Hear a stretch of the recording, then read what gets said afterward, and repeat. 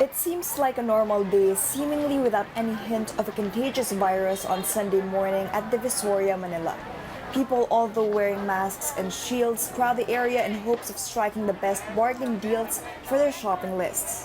According to vendors we spoke to, high foot traffic usually only happens during weekends. They also welcome the presence of many people because they are now starting to recover their losses from the strict lockdowns of previous months. Medyo nakakabangon-bangon na, nakakaano na po kami ng mga pangangailangan namin, ma'am. Opo ma'am, ngayon lang po talaga. Tsaka ano lang naman po malakas dito, Sabado-Linggo lang po, pero pagka ibang araw wala din po ma'am.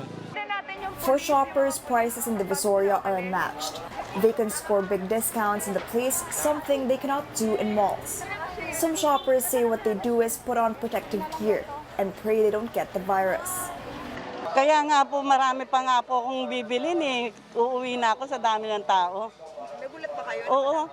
Ngayon kasi pagka Sabado at Linggo lang ang day off ko, hindi ko akalain na ganito karami ang tao sa Divisoria.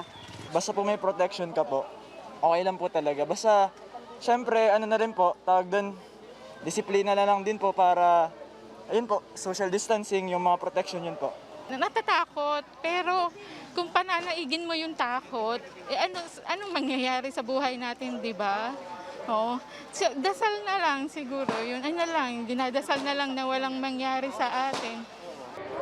According to Manila Police District Director Police Brigadier General Rolando Miranda, the best they can do in this situation is to remind people to follow safety protocols, a better option than arresting them for violations. Kung talagang kailangan mag-aresto kami, mag-aaresto kami yan. Okay. Kaya lang, syempre, itong mga tao na to, they are not criminals. They just want to siguro, mamili dyan sa Divisoria. Kaya ang ano dyan, yung mga mall owners, dapat meron tayong maximum na papapayagan na papasok.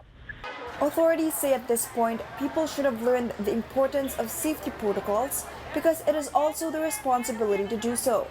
They see a bigger problem with physical distancing at jail cells if authorities push through with arresting people who don't follow safety standards. Chrissy De Matulak, CNN Philippines.